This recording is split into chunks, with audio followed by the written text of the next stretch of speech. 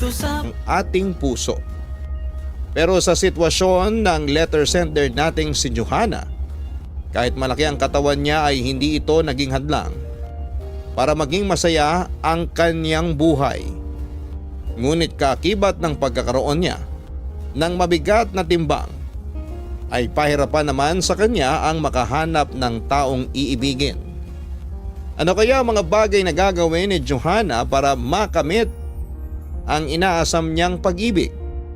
Ito ang sabay-sabay nating pakinggan dito sa mga kwento ng pag-ibig, buhay at pag-asa sa nangungunang Barangay Love Stories. Dear Papa Dudut, walang perpektong katawan. Ang meron lamang tayo ay magandang katawan na merong iba't ibang hugis at anyo. Sabi nga sa 1 Peter 3 verse 3, your beauty should not come from outward adornment. At yun ang isang bagay na pinanghahawakan ko simula noon. Tawagin niyo na lamang po ako sa pangalang Johanna, 33 years old at nagtatrabaho bilang government employee sa lalawigan ng Quezon. Kapag nakikita ako ng mga tao noon ay isang katangian ng unang mapapansin nila mula sa akin. Walang iba kundi ang pagkakaroon ko ng malaking katawan. Mataba po ako noon at isa itong katotohanan na hindi ko pwedeng itago. Bata pa lamang kasi ako ay malakas na po talaga akong kumain. Tinuruan kasi ako ng mga magulang ko na huwag mag-aksaya ng pagkain. Nasanay na ako na lahat ng nasa plato ko, maliban sa butot tinik, ay kailangan kong ubusin. Ni isang butil ng kanin ay wala kayong makikita sa plato ko magmula noon hanggang ngayon. Ako ang pinakamalaki sa aming apat na magkakapatid. Kahit na ako ang bunso ay ako tuloy ang napagkakamalang panganay ng mga hindi nakakakilala sa amin. Dahil bata pa lamang ay mataba na ako, nasanay na ako sa pangbubuli sa akin ng mga tao. Lagi akong tinutokso dahil sa timbang ko. Laging ako ang ginagawang katatawanan dahil sa laki ng katawan ko. Nung una ay nasasaktan ako sa mga biroang tulad noon. Nakakainsulto kasi siyang pakinggan, Papa Dudut. Pero nung nagdalaga na at nagmature na ang pag-iisip ko sa halip na ikahiya ang timbang ko, ay mas naging proud pa ako rito, Papa Dudut.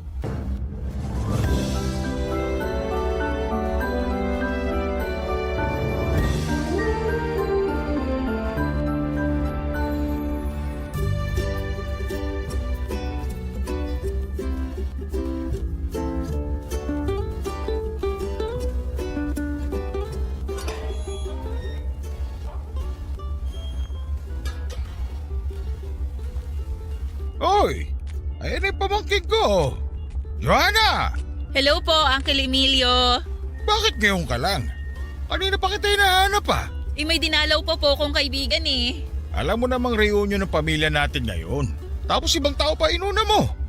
Ngayon na nga lang tayo makakapag-banding tapos late kapag dumating. Pasensya na po, mas nauna yung plano namin ng kaibigan ko eh. Pero hayaan nyo na po, ang mahalaga, nandito naman na ako, di ba?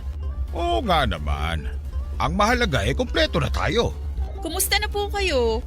Parang napaaga yata ang inuman nyo ah. Lasing na naman kayo?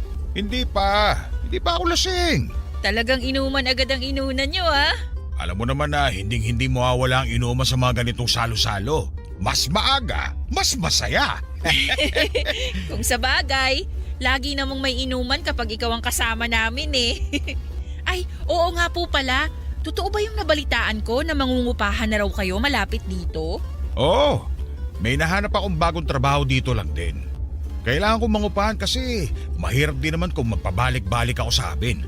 Imbis na gumastos sa pamasahe, punin ko na lang. Dapat dito na lang po kayo sa bahay. Sayang din yung renta ninyo. Yun nga rin ang sabi ng tatay mo sa akin. Pero syempre, ayoko rin namang makipagsiksika dito sa bahay nyo. Malaki naman tong bahay ah. Hindi po problema kahit dito na muna kayo magstay. Sa laki ng katawan mong yan, kakasya pa ba ako dito sa bahay nyo? Si Uncle naman, kararating ko lang pinabalahura na agad ako. Hindi, totoo nga. mas lumaki katawan mo ngayon kumpara nung huli tayo nagkita. Siyempre po, last year pa nung huling kita natin. Marami nang nagbago sa katawan ko. Ano? Mas nadagdagan yung taba mo. Mas masarap kumain eh. Ano magagawa ko? Dito laro mo yung pinsan mo. Ang sexy-sexy. Sino po? Si Roxanne? Oo, yung panganay ko. Di ba magkasing edad lang kayo? Opo, mas matanda lang siya ng 7 buwan kesa sa akin. Yung pinsan mong yun, sobrang banidosa. Kaya tuloy ang daming nagkakandara pa sa kanya. Kumusta na pala siya? Nandito ba siya ngayon? Wala, nandun siya sa nobyo niya sa Bulacan. Doon na siya nakatira ngayon eh. Ah, ganun ba? May boyfriend na pala siya? Oo, meron na. Matagal na. Ikaw ba? May boyfriend ka na rin ba? Wala pa po eh. Ang choosy ng mga lalaki ngayon, dahil pa mga babae. Ang hanap kasi ng mga lalaki, yung sexy. Wala magkakagusto sa'yo kung ganyang mas mataba ka pa sa baboy. Uncle, puso ang ginagamit sa pagmamahal, hindi mata. Hindi kailangang sexy ang babae para mahalin. Ay sus, sino bang niloko mo? Lahat ng tao gusto sa sexy. Siguro may magkakagusto pa rin naman sa'yo kapag wala na silang pagpipilian. Hello? Grabe makatawa ha. Tawang-tawa, Uncle. Biro lang naman. Huwag kang masasaktan sa mga pinagsasabi ko ha. May katotohanan din naman yung mga sinasabi ko eh. Opo, sanay na po ako sa mga ganyang banat. Basta ako, proud ako sa katawan ko ngayon. Ang mahalaga, araw-araw akong busog. Kung sa bagay, katawan mo naman yan. Wala na akong magagawa kung gusto mo talaga maging mataba. Ayan, ganyan dapat. My body, my choice. Kayo nga paubos ng buhok nyo pero hindi ko naman pinapansin. Natural lang yan. Tumatanda na tayo eh. O kaya dapat hinay-hinay na rin kayo dyan sa pag-inom nyo. Nasaan na pala si na mama? Nasa loob, kumakain. O sige po, maiwan ko na kayo. Papasok na rin ako sa loob. O siya, sige. Kumain ka na rin dun at baka malipasan ka pa ng gutom. Mabawasan pa yung mga bilbil mo. Kayo rin po, enjoy sa pag-inom. Pakamusta na lang din sa atay nyo ha.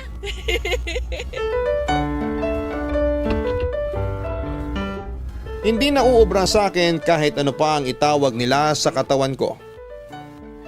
Sa katunayan ay na-enjoy ko pa nga ang pagiging mataba ko dahil marami ang napapalingon sa akin sa tuwing nakikita ako ng tao. Pakiramdam ko ay para kong artista na pinagtitinginan ng mga tao. Sa halip na mahiya ay niyakap ko ang tingin na yon na siyang nag-boost palalo ng confidence ko. Katawan ko ang naging patunay kung gaano ako ka-successful sa buhay noon. Ibig lang sabihin ng pagiging mataba ko ay hindi ako napapabayaan mula pagkabata. Nakakakain ako ng mga bagay na gusto kong kainin. Anytime ay pwede kong lutuin ang mga pagkain na maisip kong kainin. Sa katunayan, punong-puno nga ang ref namin ng iba't ibang ingredients. Pwede kong magluto ng pasta anumang oras. Pwede akong mag-bake ng cake kung gugustuhin ko. Ako ang gumagawa ng sarili kong kape. Kapag nag-crave ako ng leche flan ay pwede akong gumawa ng sarili ko kahit sa kalagitnaan pa ito ng gabi. Pero sa kabila ng pagtanggap ko sa sarili kong katawan, ay hindi pa rin talaga maiiwasan ang diskriminasyon sa mga katulad kong matataba. Aaminin ko, Papa Dudut, na maraming struggle ang pinagdadaanan ng mga taong malalaki ang katawan na katulad ko. Una na rito ay ang transportasyon. Hirap na hirap akong mag-book ng motorcycle taxi dahil minsan ina-cancel nila ang booking ko kapag nakikita nilang malaki ang katawan ko. Takot din sila na baka masyado akong mabigat para sa motor nila. Minsan ay hirap silang mag-drive dahil may kabigatan ako. Mahirap din makipagsiksikan sa mga public transportation dahil nga sa sobrang lapad ko. At yon ang lagi kong nakukwento sa kaibigan kong si Remy.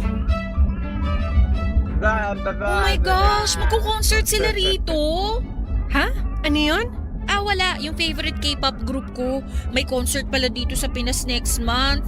Shucks! Max out na yata yung credit card ko. Paano ko makakabili ng ticket niyan? Ang laki ng problema ah. First time lang kasi nilang mag-concert dito. Kailangan kong makakuha ng ticket para makita ko sila in person. Crush na crush ko kaya yung leader nila. Ayan, diyan ka magaling eh. Sa mga Koreanong singputi ng singkamas. Hayaan mo na ako. Dito nga lang ako sumasaya eh. mabalik tayo sa kinukwento mo kanina. So ano nga nangyari dun sa reunion nyo? Ayun nga. Ang highlight na naman ng buong ganap, yung katabaan ko syempre. Bidang-bida na naman ang ate mo. Kesyo mas tumaba raw ako ngayon kaysa nung huling kita nila sa akin. Kaya raw ako nananatiling single kasi natatakot daw yung mga lalaki sa sobrang laki ng katawan ko. Grabe naman yung mga kamag-anak mong yan. Ganun talaga kapag matatanda. Medyo naiwan yung kaisipan nila sa panahon nila. Di nila alam yung mga matataba ngayon, mas pogi pa ang jowa nila kaysa sa mga sexy dyan. Ang tanong, meron ka ba nun? Wala pa akong jowa, pero hindi naman ako nagmamadali. Darating din yan. Aminin mo, apektado ka sa mga pinagsasasabi nila. At bakit naman ako magpapaapekto? Kasi may point naman sila. Isa ka rin eh.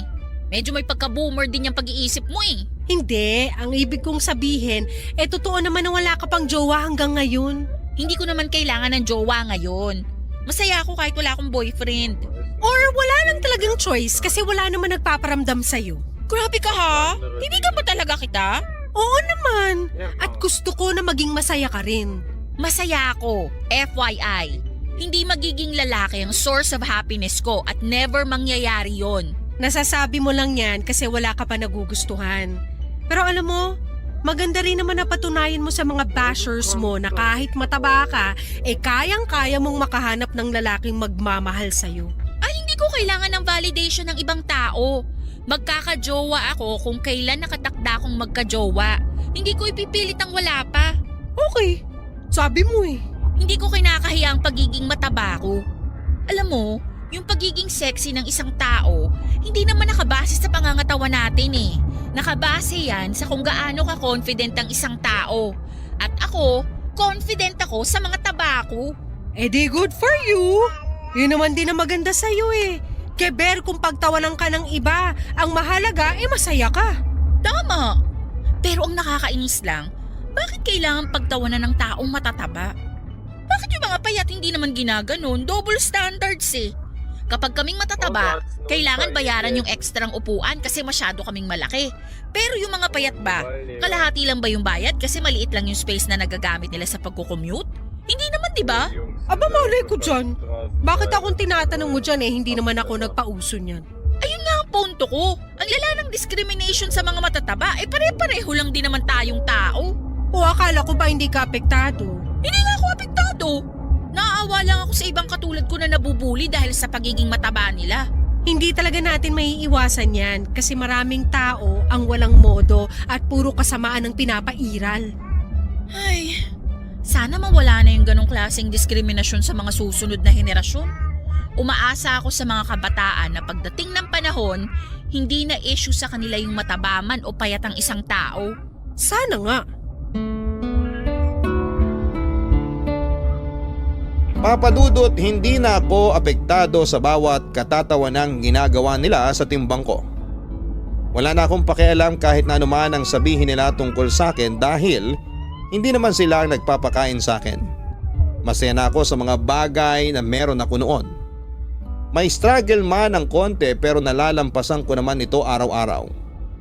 Ang mahalaga ay buwan-buwan akong sumasahod at nasusuportahan ko ang pamilya ko dahil isa akong matinong tao.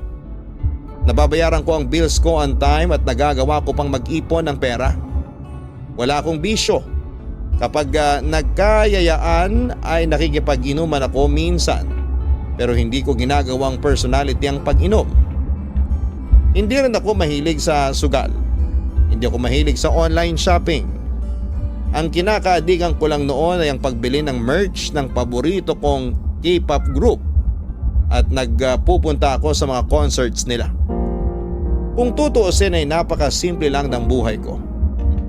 Buong hapon akong nagtatrabaho sa malamig na opisina at pagka-uwi ay nagagawa ko pa rin ang mga bagay na kinakasaya ko. After work kasi ay nagkakaroon pa ako ng time para gawin ang mga hobbies ko katulad na lamang ng panonood, pagbabasa at pagluluto. Minsan kapag weekends ay lumalabas din ako kasama ang mga kaibigan ko. Itinitreat ko rin sa labas ang pamilya ko. Masaya na ako noon dahil tinatamasa ko ang buhay na ninanais ko. Wala kang mahahanap na stress sa buhay ko dahil payapa na ito. Hanggang sa isang araw ay biglang nagbago ang pananaw kong yon dahil sa isang tao. Hindi ko po kasi inaasahan at bigla na lamang titibok ang puso ko sa isang lalaking bigla na lamang dumating sa aking buhay. Nagsimula ang pagbabago sa buhay ko noong makilala ko si Dennis. Una kami nagkita sa isang gathering noong nagkaroon ng despedida party ang isa sa mga katrabaho ko dahil magmamigrate na sila noon sa Canada. Inimbitahan niya ang iba't ibang circle of friends niya at doon ko mismo unang nasulyapan si Dennis. Ang first impression ko sa kanya noong una na makita ko siya ay sobrang cute niya, Papa Dudut. Malinis siyang tingnan at kahit nasa malayo ay parang napakabango niya. Boy next door ang datingan niya. Maganda ang tindig at kalkulado ang bawat galaw nito. Sa buong party tahimik lamang siya. Man of few words, ika nga. Kung hindi mo siya lalapitan para kausapin ay hindi ka rin niya kakausapin. Medyo mahihain man siya sa simula pero kapag nakilala ka na niya ay unti-unti rin siyang mag-o-open sa'yo. Dahil likas na sa ugali ko ang maging life of the party ay hindi nakaligtas sa akin si Dennis. Kinausap at in-entertain ko siya buong gabi at nakita ko magaan din naman pala siyang kasama. Hindi ko siya hinayaang ma-out of place. Lagi ko siyang isinasama sa usapan, sa katuwaan at sa tingin ko ay nagustuhan naman niya ang naging gesture kong yon. Pagkatapos ng party ay nagkayaan pa kaming lumabas kasamang ilang kaibigan para ituloy ang pagsasaya.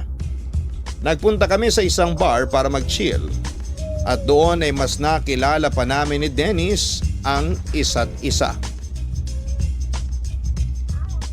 Hindi nga. Naging model ka rin? Matagal na yon. 16 o 17 years old lang yata ako nun. Saan naman? Anong klaseng modeling yung ginawa mo? Ano? Rumampa ka ba? Print? TV commercial? Commercial model.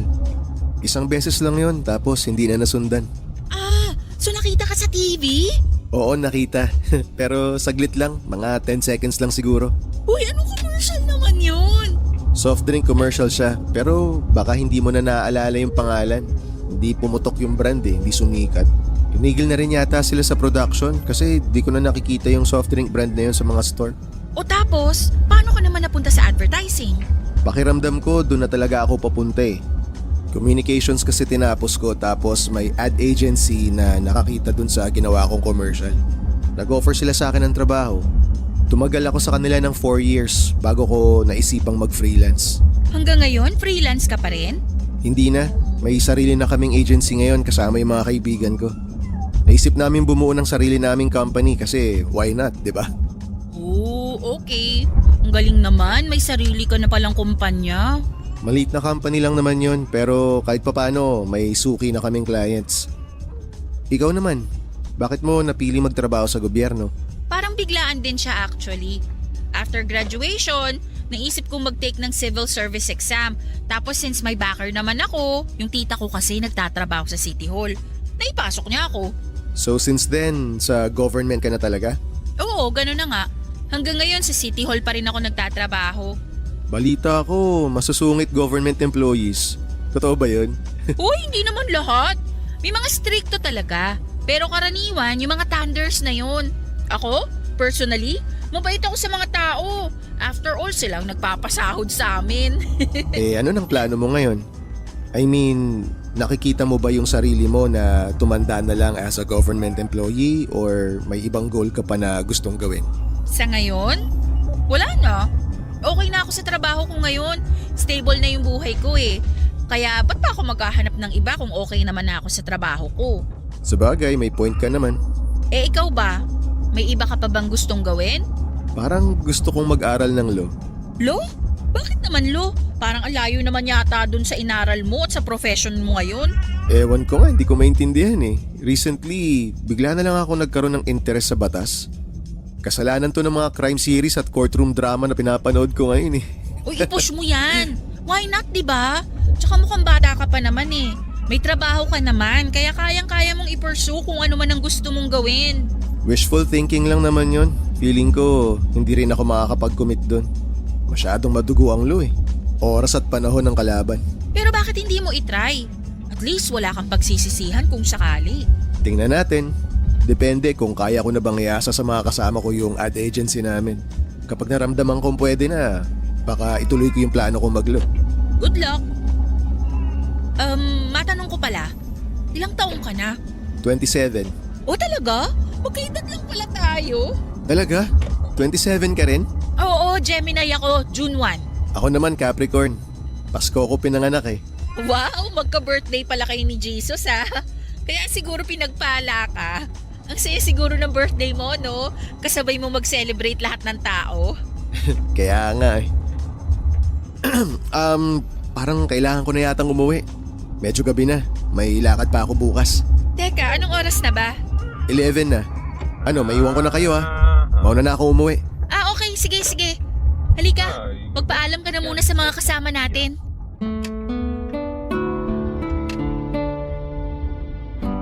Papadudod si Dennis yung tipo ng tao na hindi masyadong masalita pero kapag nakausap mo na siya ay mapagtatanto mong kakauntiman.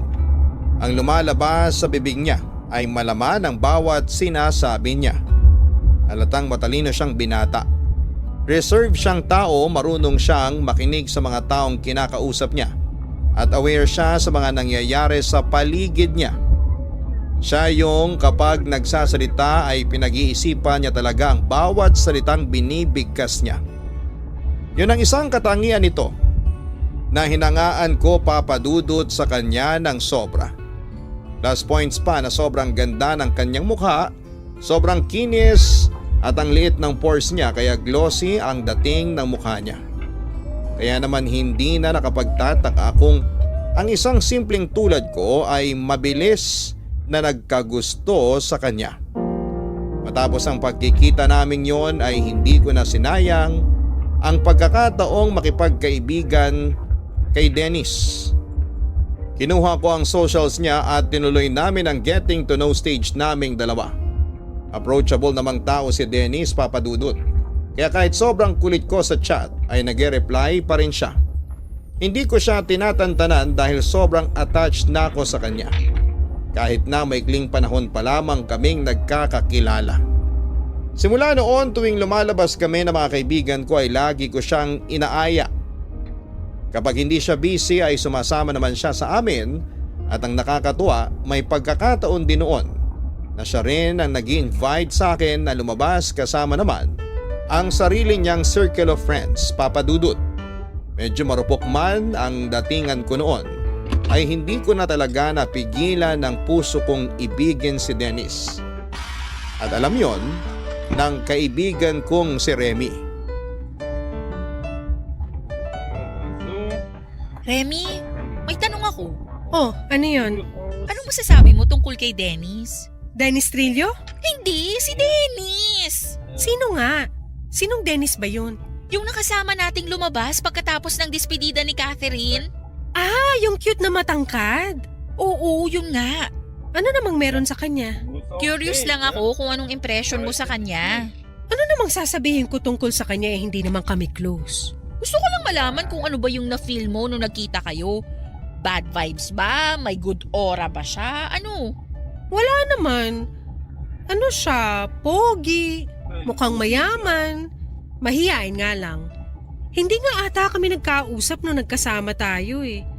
Parang medyo suplado siya. Hindi gaanong approachable kasi may sarili siyang bubble. Di naman siya suplado. Masaya nga siyang kausap eh. Pero tama ka. Medyo may pagkamahiyain nga siya. Bakit mo naman siya natanong? Ano bang meron? Type mo ba siya? Magkausap kami ngayon sa chat. Ay talaga? At ano naman pinag-uusapan niyo sa chat? Wala naman. Anything under the sun. Hangang-hanga nga ako sa talino ng lalaking yun eh. Ang dami niyang alam sa buhay. Type mo ano?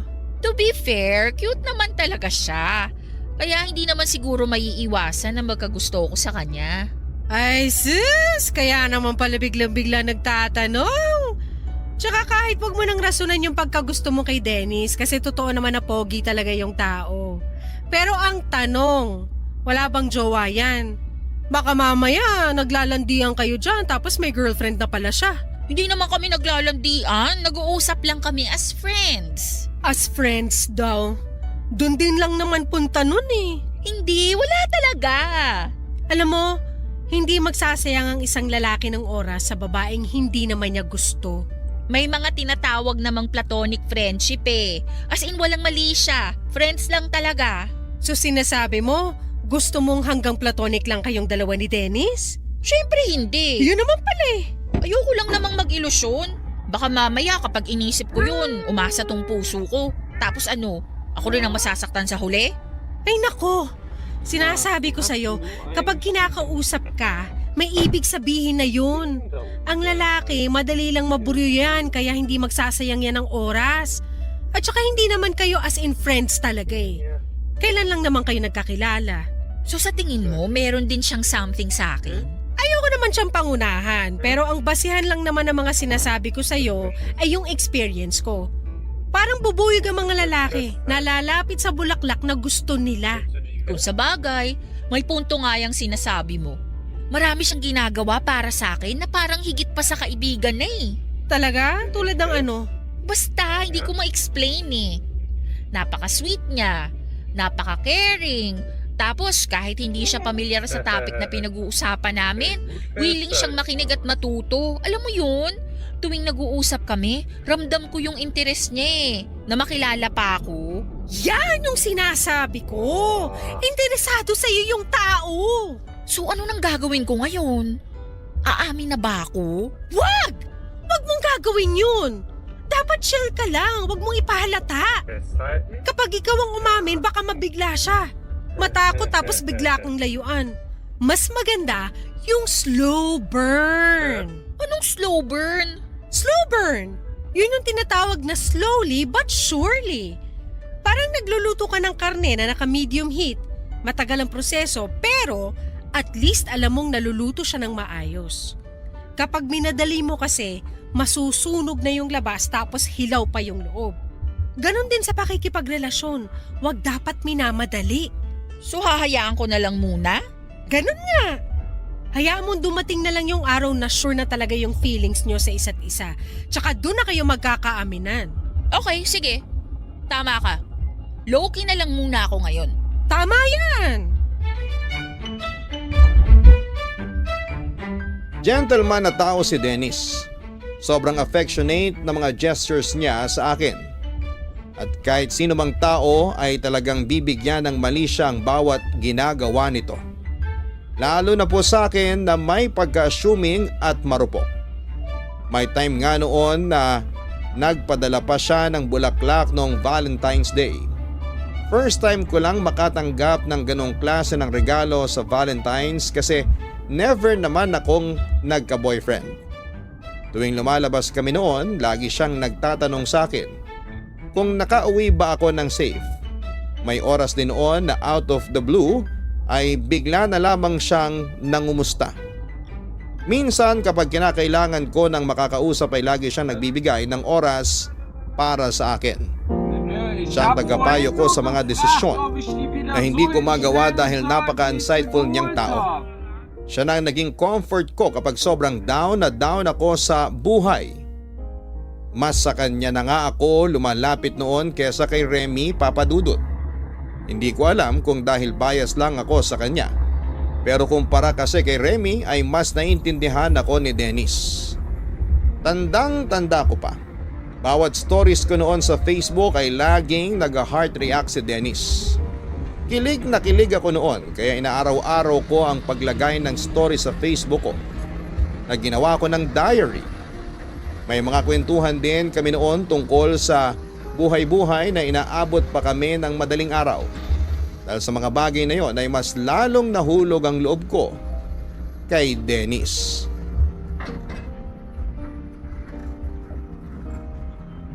Ilang buwan na nagpatuloy ang magandang ugnayan namin ni Dennis.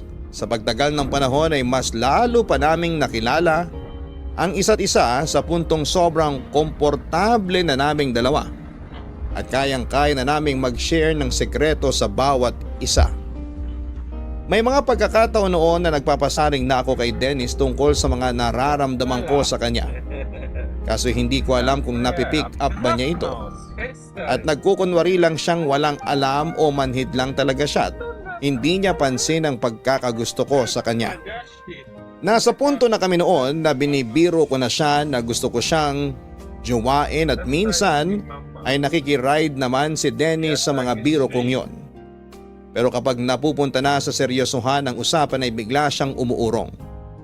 Ganon pa man ay wala pa rin nagbago sa pakikitungo niya sa akin. Nandun pa rin ang concern niya sa akin na para bang may something talaga. Kaya naman ang ginawa ko ay sinunod ko na lamang ang advice sa akin ng mga kaibigan ko noon na umamin na kay Dennis para hindi na ako mapagod sa pagtatanong at pag-a-assume. Ako na mismo ang nag-first move sa kanya, Papa Dudut. Inaya ko si Dennis na lumabas isang araw nang dalawa lamang kami. Doon ay inamin ko na sa kanya kung ano ang nararamdaman ng puso ko. Uy, salamat pala na pinaunlakan mo tong invite ko sa'yo kahit biglaan ha. Oo naman. Sakto nga tong aya mo kasi matagal na rin akong hindi nakakalabas ng bahay. Talaga? Bakit naman? Busy kasi kami ngayon sa bago naming client. Opening na nila 2 months from now kaya nagpaplano na kami kung paano namin ipopromote yung business nila. Anong klaseng business ba yun? Bagong aesthetic clinic tapos nasabay pa yung isang event naman ng dati naming client. Kaya medyo ngarag. Oh, ang busy nyo pala. Mas maganda na yun kesa walang client, di ba? Oo nga naman. At least nagbo-boom yung company nyo. Di bali ng pagod basta may pumapasok na pera. Pero ang hirap siguro ng trabaho nyo, no? Kasi utak yung kailangan gamitin para makapag-promote eh. Kailangan talaga ng creativity sa trabaho namin pero ang pinakamahalaga sa lahat, yung data analysis. Kailangan mo mag-research para mahanap mo kung ano yung pulso ng demographic na gusto mong kunin. Grabe, napaka-technical naman. Ang hirap sumunod. Sorry, lumalabas na naman yung pagiging know-it-all ko. Hindi ka know-it-all. Okay lang yun. Yun nga ang nagustuhan ko sa'yo eh. Napaka-knowledgeable mo sa mga bagay-bagay. Hindi ko nga alam kung paano nagkakasya lahat ng impormasyong nalalaman mo dyan sa utak mo eh.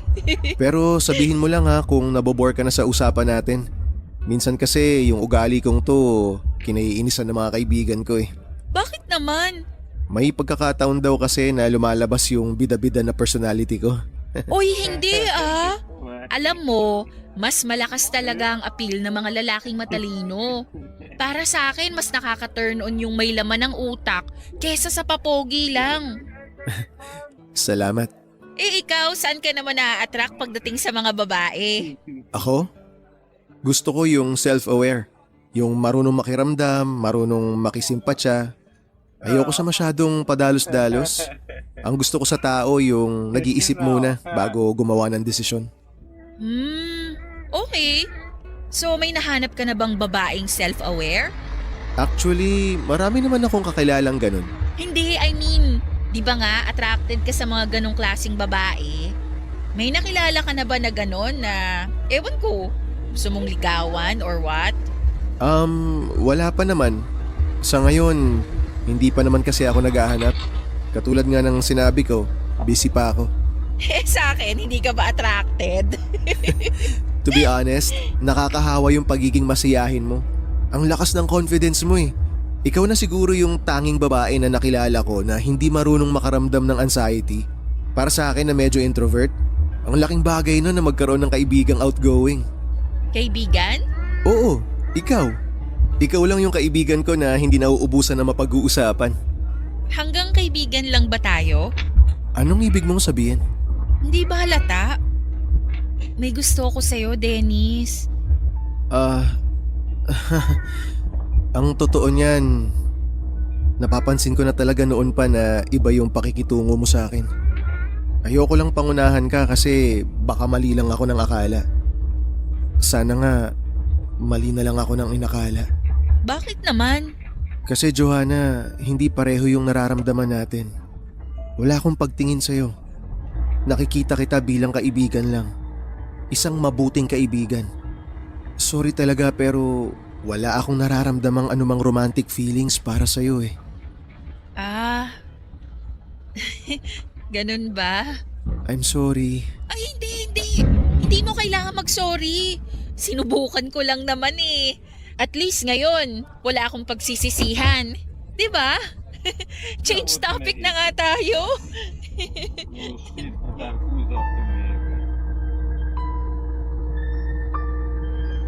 Masakit ma-reject, Papa Dudut. Pero tinanggap ko yon na parang MVP sa harapan ni Dennis. Hindi ko ipinakita na nasaktan ako. Hindi ko pinaramdam sa kanya na kailangan niyang maawa sa akin dahil lang hindi niya ako gusto. Tinapos ko ang date namin ng mabigatang dibdib.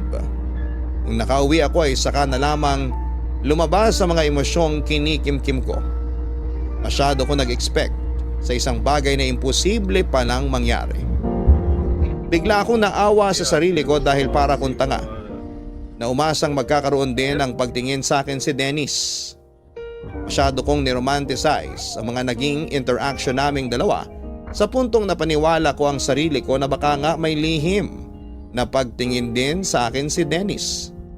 Yun pala, lahat ng gestures niya ay bilang kaibigan lamang. Hiyang-hiya ako sa ginawa kong yon para tuloy napaka-desperada kong tao dahil ako pa mismo ang umamin sa lalaking minamahal ko. Mabuti na lamang at kahit ipinahiya ko ang sarili ko, sa harap ni Dennis ay hindi pa rin nagbago ang pakikitungo niya sa akin. Nagpatuloy pa rin ang interaction namin na parang walang nangyari. Thankful ako doon na hindi na muling inungkat pa ni Dennis ang ginawa kong confession sa kanya. Papa Dudut, gusto ko mang magalit kay Dennis ay hindi ko magawang magalit sa kanya dahil hindi naman niya kasalanan na hindi niya ako nagustuhan pabalik. Mabuti nga yun na maaga niya ako nireject nang sa ganon ay hindi na ako patuloy na umaasa at nag-iilusyon pa sa kanya. Kung pagkakaibigan lang ang gusto mula sa akin ni Dennis ay yun muna ang ibibigay ko sa kanya. Pero ganun pa man ay hindi pa rin ako nawala ng pag-aasa na balang araw ay mapapaibig ko rin si Dennis. Sabi sa'yo hindi na darating si Dennis. Nag-promise kasi siya na pupunta siya ngayon sa birthday ko. Ano ba kasing sabi niya? Hindi na ba siya nag-reply sa'yo? Hindi pa nga eh. Hindi pa nga niya nasin yung message ko kanina nung tinanong ko kung tuloy pa ba siya. Baka naman busy lang talaga. Nabanggit nga niya na may tatapusin muna siya sa work. Saka siya didiretso dito pagkatapos. Huwag mo nang isipin yon. Ang mahalaga ay nairaos mo yung birthday mo. Saka girl, birthday mo ngayon. Dapat masaya ka, hindi malungkot. Hindi kaya iniiwasan niya ako? Dahil na-awkwardan na siya simula nung umamin ako sa kanya? Pwede rin, pero sabi mo nga, nag-uusap pa rin naman kayo, di ba? Kahit na ganun yung nangyari. Baka busy lang talaga yung tao kaya hindi siya nakarating. Siguro nga. Bakit ba hinahayaan mong sirain ng isang tao yung araw mo? Hanggang ngayon ba umaasa ka pa rin na magugustuhan ka pabalik ni Dennis? Hindi. Malinaw na sa akin yung sinabi ni Dennis na nakikita niya lang ako as a friend. Malabong magkagusto siya sa akin. Yun naman pala eh. So bakit siya pa rin ang inaalala mo ngayon? Si Ella nga na kaibigan din natin. Hindi rin nakarating pero hindi ka naman dismayado sa kanya. Eh syempre, iba si Ella. Kasi si Dennis mahal mo. Ay, naku Johanna, sinasabi ko sa'yo, bumitaw ka na hanggat maaga pa. Kaya ka nga ni-reject agad para makapag-move on ka na kaagad. Alam Wala niyo, hindi. Ang kalimilyo naman. Akala ko ba natutulog kayo dyan sa sofa? umidlip lang ako saglit para mawala yung tama ng alak.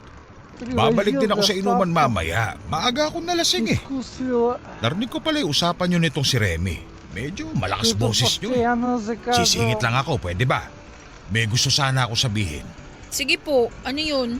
Mabuti pa nga po na kayo na magbigay ng advice dito kay Johanna para matauhan siya.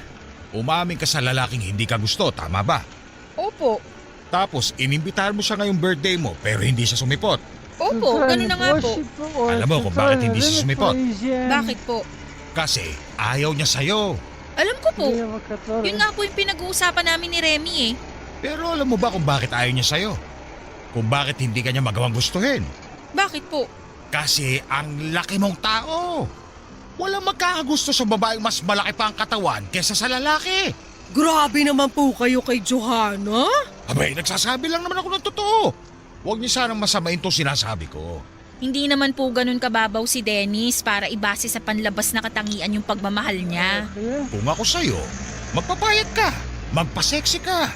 Pagandahin mo yung katawan mo para magustuhan ka ng taong gusto mo. Tignan mo, kapag nakita kang sexy nung Dennis na yun, magkakandara pa siya sa'yo.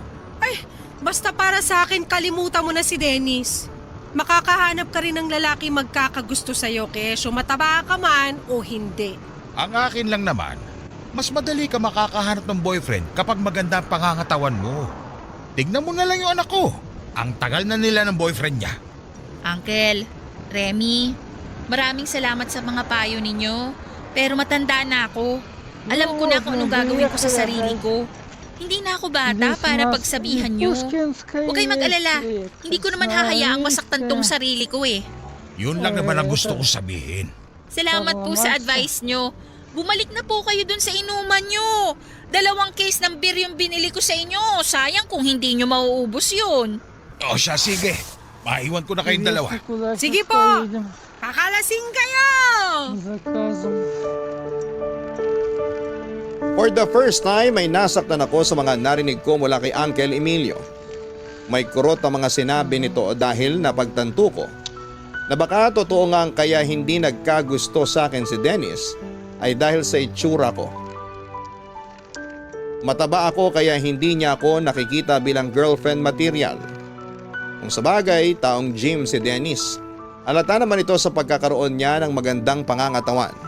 Kung si Dennis ay puro abs at muscles ang nilalaman ng kanyang katawan. Ako naman ay puno ng bilbil hindi lang sa tiyan kundi maging sa mga braso ko, binti, leeg at pati na yata sa pisngi ko ay may bilbil na rin. Papadudot sa unang pagkakataon ay nakaramdam ako ng panliliit. Napakalaki kong tao pero nanliit ang damdamin ko nung na-realize kong ang katabaan ko ang maaaring rason kung bakit walang taong nagkakagusto sa akin pagdating sa pag-ibig. Nung araw ding yon ay bigla ako nagkaroon ng impulse decision. Naghanap ako ng gym na malapit sa amin at nagpa-member ako doon. Nag-request din ako ng isang coach na pwedeng tumutok sa akin sa plano kong pagpapapayat. Gusto ko nang alisin ang mga taba sa katawan ko noon dahil naisip ko na kung sexy na babae man ang hanap ni Dennis ay yon ang ibibigay ko sa kanya. Ganon kalala ang kagustuhan kong mahalin ako pabalik ni Dennis. At gagawin ko ang lahat para lang mapaibig ko siya, papadudot. Sa loob ng 1.5 taon ay ginawa ko ang lahat para mabawasan ang timbang ko. Si Dennis ang naging motivation ko para alisin ang mga taba sa katawan ko. Nagpupunta ako noon sa gym 6 times a week. Katapos ng trabaho ko sa opisina, ay agad akong dumidiretso sa gym at doon ay nagbababad ako ng 1 oras kasama ang coach ko na naging katuwang ko sa pag-workout. Kasabay ng araw-araw na pagpapapawi sa gym ay pinalitan ko rin ang meal plan ko. Umiwas ako sa mga pagkain mataas sa sugar content. Hindi na rin ako kumakain ng mga mamantikang pagkain. Tinanggal ko rin ang carbs sa diet ko at mas nag-focus ako sa pag-reduce ng fats sa katawan ko. Kasabay na mga panahong yon, ay naisipan kong wag na munang magpakita kay Dennis. Gusto ko siyang i-surprise, gusto ko na kapag nagkita ulit kami ay nag-glow up na ako. Tuloy pa rin naman ang komunikasyon namin noon. Pero puro sa chat lang kami nakakapag-usap, papadudot. Hindi naglaon, ang pagpupursige ko sa gym ay nagkaroon din ng resulta. Unti-unti ay nabawasan ang mga tabako sa katawan. Para kung lobo noon na nawala ng hangin at numipis. Dahil sa mabilis na pagkawala ng body fats ko, ay naging lawlaw noon ang balat ko kaya kinailangan ko pang magpo-opera para maalis ang excess skin na naiwan sa katawan ko. Simula noong pumayat ako, lahat ng gastos ay ginawa ko para makuha ang body goal ko. At matapos ang mahabang panahon, kung kailan handa na ang buong katawan ko, ay muli akong nakipagkita kay Dennis nung nagkaroon ng salo-salo sa kasal ng kaibigan namin.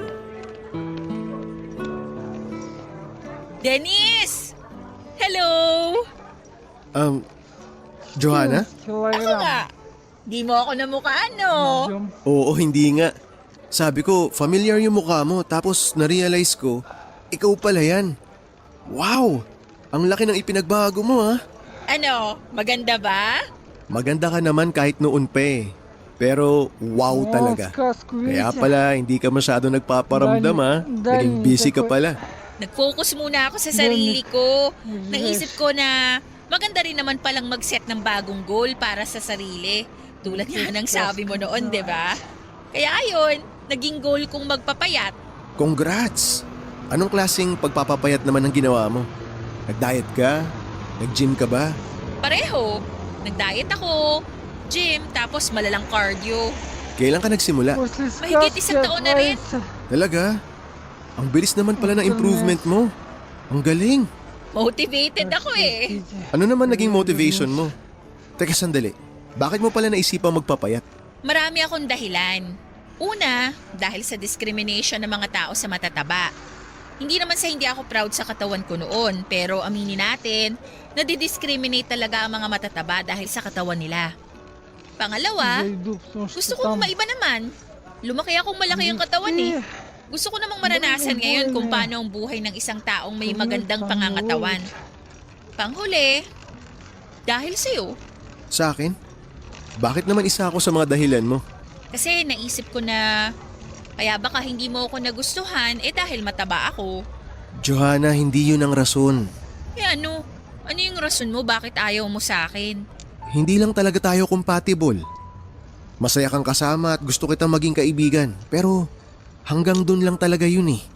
Hanggang dun lang talaga tayo pwede. Bilang magkaibigan. Kahit ganito na itsura ko? Kahit sexy na ako, ayaw mo pa rin sa akin? Hindi naman kasi ako nakabase sa itsura ng isang tao eh. Kapag nagustuhan ka ng isang tao dahil sa itsura mo, hindi pagmamahal ang tawag dun. Attraction yun. Ang pag-ibig, hindi parang namimili ka lang ng gulay sa palengke. Nabubuo yun sa pamamagitan ng samahan, ng koneksyon, ng pag-aalaga.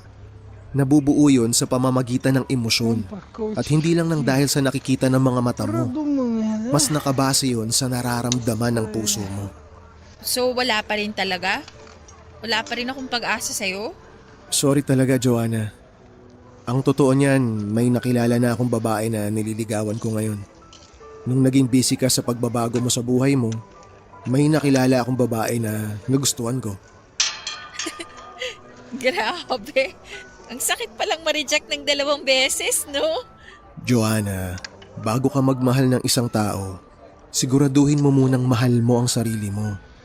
Hindi mo kailangan magbago para paibigin ang isang tao. Kusang nangyayari ang pagmamahal. Hindi yun pinipilit. Hindi rin yun pinaplano. Yun ang maganda sa pag-ibig eh. Hindi mo alam kung kailan yun darating. Tama ka. Tama yung lahat ng sinabi mo. Sorry, hindi ko na ipagpipilitan yung sarili ko sa'yo. Maganda ka. Pero mas maganda ang kalooban mo. Kaya huwag ka sanang mapanghinaan ng loob dahil lang hindi kita nagustuhan pabalik. Alam ko namang hindi ka mahihirapang maghanap ng taong magmamahal sa'yo eh. Kasi lovable ka naman talaga. Salamat. O paano yan? Maiwan na kita. Mag-iingat ka lagi. Ikaw rin.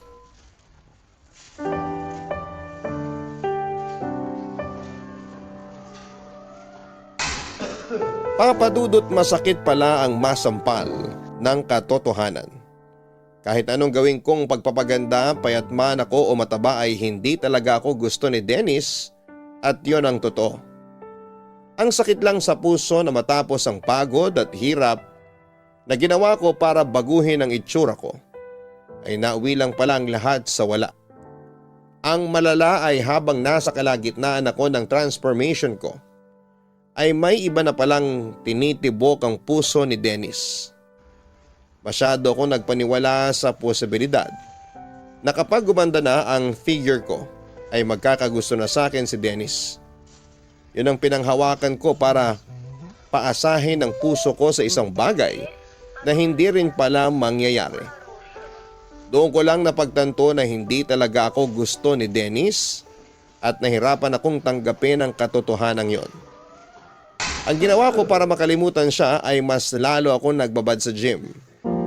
Inaraw-araw ko ang pagpunta doon at ang frustrations na nararamdaman ko ay ibinuhos ko sa pagbubuhat ng bakal. Maganda na ang pangangatawan ko noon pero mas ginusto ko pang mas pumayat pa. Pakiramdam ko noon ay hindi pa sapat ang katawan ko para sa iba kaya na-addict na ako sa pagpapapayat. Lumipas ang mga taon, nakalimutan ko rin naman si Dennis.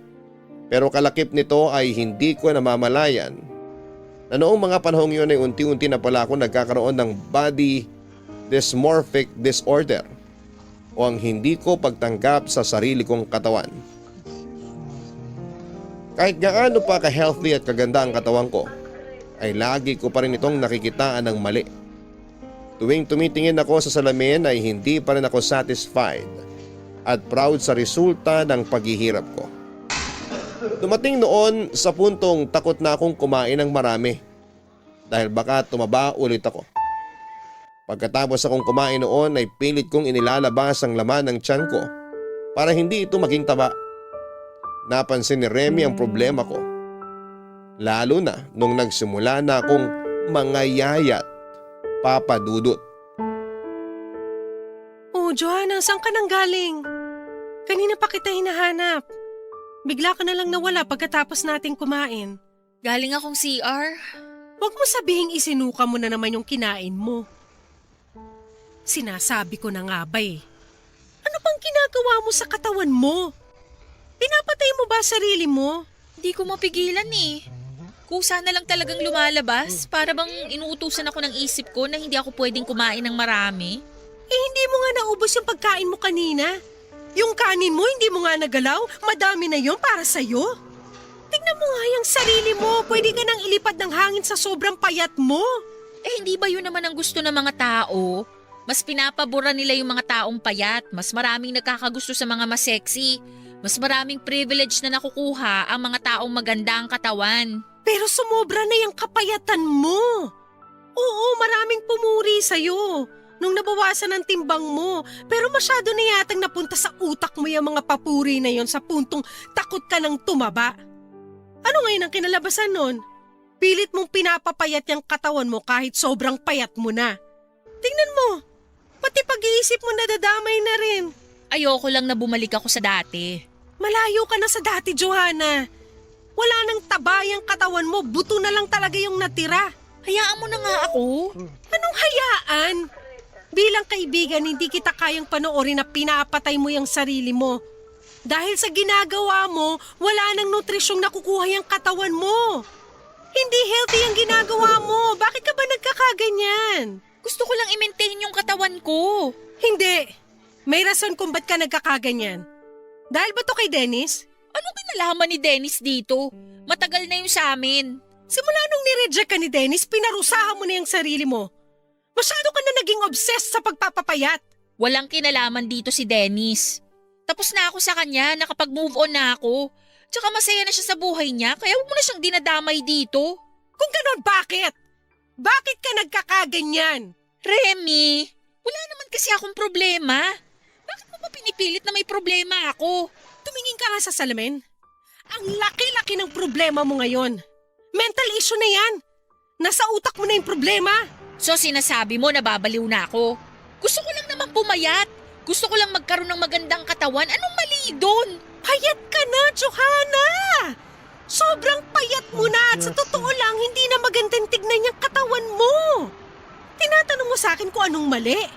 Ang mali ay yung ginugutom mo yung sarili mo. May tawag dyan eh. Alam mo kung ano? Ano? Eating disorder. May eating problem ka na. Mabuti pa magpatingin ka na sa doktor para maayos natin yung problema mo. Wala akong problema. Wala akong sakit. Please! Concerned lang ako sa'yo. Gusto mo samahan kita magpakonsulta sa isang psychologist? May alam akong doktor na pwedeng tumingin sa'yo. Tigilan mo nga ako, Remy. Walang problema sa akin. Okay, sige. Walang problema sa'yo. Gawin mo kung anong gusto mong gawin, pero kahit isang beses lang, pagbigyan mo ko. Magkaibigan tayo, kaya kahit ngayon lang, maniwala ka sa akin. Kapag pumayag yung doktor sa ginagawa mo, hindi na kita pakikialaman. Please, maawa ka naman sa sarili mo. Okay, sige. Sige na, para matigil ka na dyan. Salamat.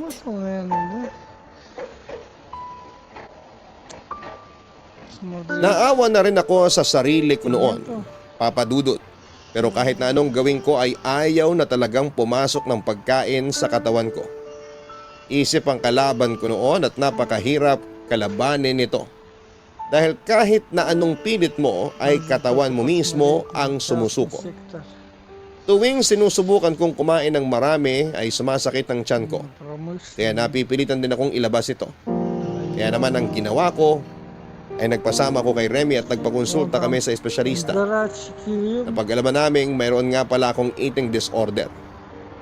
Sumailalim ako sa psychotherapy at pag-inom ng antidepressant. Kasabay nito ay binantayan din ako ng isang nutritionist para masiguradong nakakakain ako ng tamang sustansya na kailangan ng katawan ko. Unti-unti ay nabawi ko rin ang timbang ko. Mahabang panahon ang pinagdaanan ko para makabalik sa normal ang pagkain ko. Sa ngayon ay normal na po ang pangangatawan ko, hindi ganong mataba katulad ng dati at hindi rin naman ganong payat. Sakto na lamang ang hubog ng katawan ko. Payat na may kaunting body fats. Hindi nagtagal ay natutunan ko ring mahalin ulit ang katawan ko. Hindi na ako natatakot na magkaroon ng bilbil. Sa katunayan ay proud pa ako sa bilbil na meron ako ngayon. Wala na akong pake kung hindi man ito magustuhan ng mga kalalakihan. Dahil hindi ko kailangan ng lalaking ang hanap lang ay magandang katawan. Ang kailangan ko ay isang boyfriend na tanggap ako kahit na hindi ako perpekto sa katawan ko. Sa ngayon ay patuloy pa rin ako naghahanap ng tamang pag-ibig at umaasa ako. Darating din ang lalaking pipiliin ako.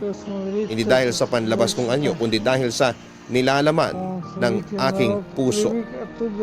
Hanggang dito na lamang po ang sulat ko sa inyo, Papa Dudut, at maraming salamat at pagpalain po sana kayo ng Panginoon. Ang inyong forever kapuso at kabarangay, Johanna. Ang pagmamahal ay hindi nakabase sa pisikal na anyo ng isang tao. Ito ay dapat manggaling sa kung papaano napapasaya ng taong mahal mo ang iyong puso. Mga kabarangay, kasabay ng pagpapaganda natin sa ating katawan, naway wag din nating kalimutang linisin ang nilalaman ng ating puso't isipan. Dahil ang pagkakaroon ng healthy na buhay ay hindi lang natin nakikita sa pisikal, kundi pati na rin sa mental at espiritual na katangian. Hanggang sa muli, ako po ang inyong si Papa Dudut. Sa mga kwento ng pag-ibig, buhay at pag-asa sa Barangay Love Stories #1. Ang buhay ay maiwaga, laging may lungkot at saya. Sa Papa Dudut Stories, laging may karamay ka. Mga problemang kaibigan, dito ay pakikinggan ka. Sa Papa Dudut Stories, kami ay iyong kasama. Dito sa Papa Dudut Stories, ikaw ay hindi nag-iisa.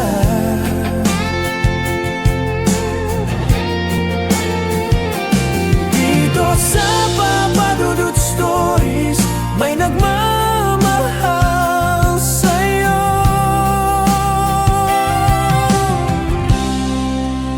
Papa Dudut Stories,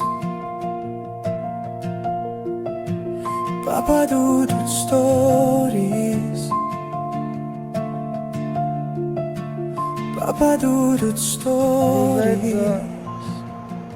Dito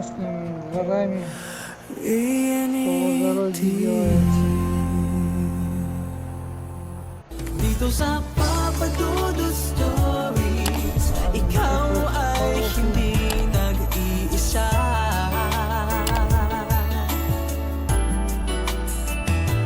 Dito sa Papa Dudut Stories, may nagmamahal sa'yo. Papa Dudut Stories. Papa Dudut Papa Dudut. Sa lahat po ng mga nakatutok ngayon, huwag pong kalimutan mag-like, mag-share at mag-subscribe. Maraming salamat po sa inyong lahat.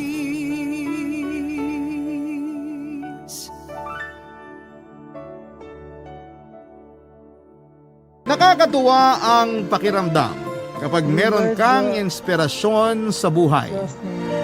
Mas nagiging masigla ka sa pagtatrabaho o pag-aaral. Para bang bumibilis ang oras kapag kasama mo ang iyong hinahangaan, kahit na hindi niya ito alam. Ikaw kabarangay, naranasan mo na bang magmahal ng palihim?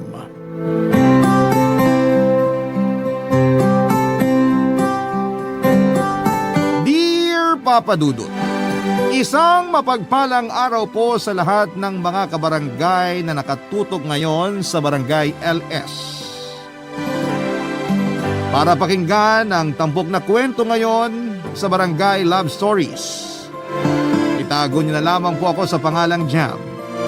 35 years old na sa ngayon at ito ang kwento ko na nangyari nung ako ay 30 pa lamang. 5 taon na nakakalipas mula noon, sa dating trabaho ko sa isang ahensya ng gobyerno ay nakilala ko si Rico. Sa pagbabalik alaala ko noon ay may kakaiba akong pakiramdam. Sa unang pagkakataon pa lamang na makita ko siya ay naramdaman ko kaagad ang love at first sight. First time kong ma-love at first sight, kaya hindi ko maunawaan ang aking nararamdaman noong panahong yon. Alam ko na lalaki ako at feeling ko noon ay hindi normal para sa isang lalaki na magkaroon ng pagkagusto sa kapwa lalaki, o pwedeng sinasabi ko lang yon sa sarili ko para patayin ang nararamdaman ko para sa kanya. Nangyari ang unang pagkikita namin ni Rico nang dumalaw ako sa dati kong pinagtatrabahuhan na kung saan ay siya ay isang bagong empleyado. Si Dada na aking kaibigan na doon pa din nagtatrabaho, siya ang tanging nakakaalam ng aking pagkatao. Kaya nang dalawin ko siya ay ewan ko kung sinasadya niya, pero siya din na nagpakilala sa akin kay Rico. Hindi ko din alam kung napapraning lang ba ako o kung totoo ang nararamdaman ko na crush ko si Rico. Papa Dudut, unang beses pa lamang namin na mag-usap ay nagulat ako na alam niya ang mga social media accounts ko at nag-friend request at nag-follow siya sa mga ito. Parang ang haba ng buhok ko at munti kong matapakan ng mga panahong yon, Papa Dudut.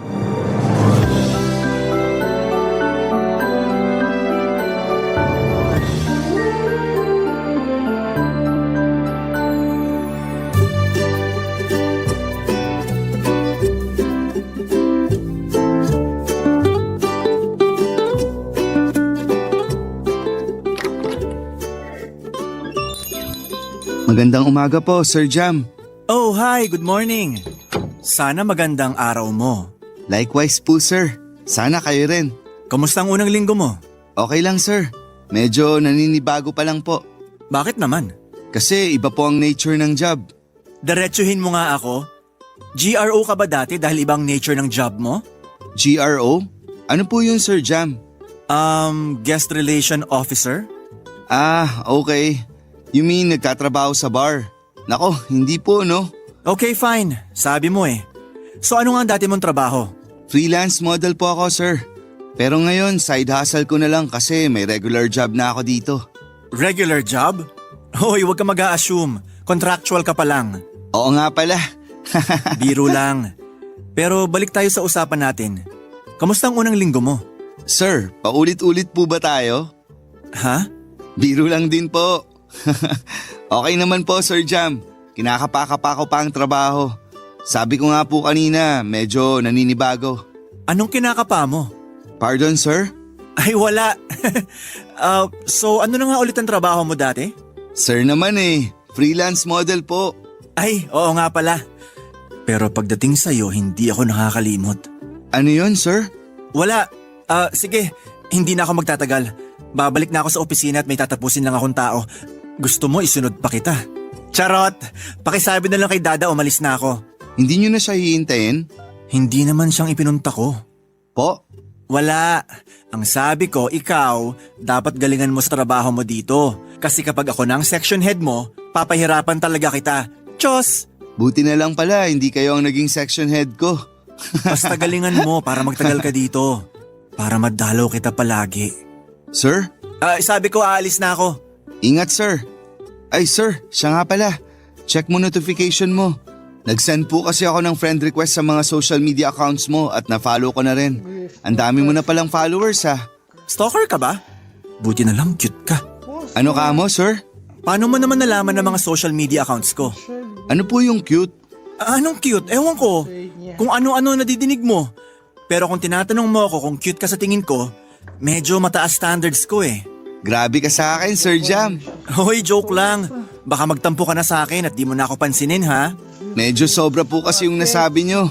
Pakibawi na lang po sa pamamagitan ng pagsasabing cute ako. Alam mo, chinichika mo naman ako eh.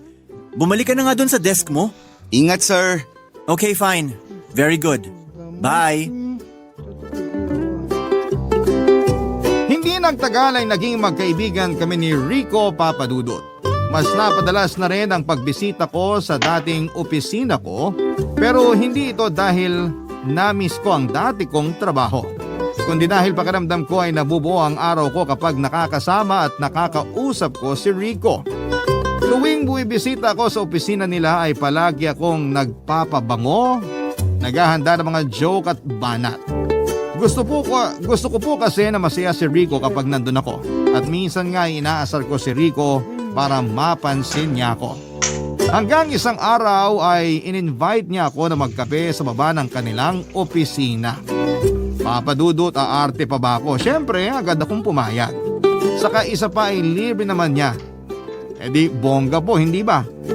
Pero noong nasa coffee shop na kami, nagulat ako dahil ako pala ang magbabayad ng in-order namin. Hindi ko na nakuhang mag-react kasi mukhang may problema si Rico. At dahil concerned ako sa kanya, ay ako na nga ang libre at pinakinggan ko siya, Papadudot.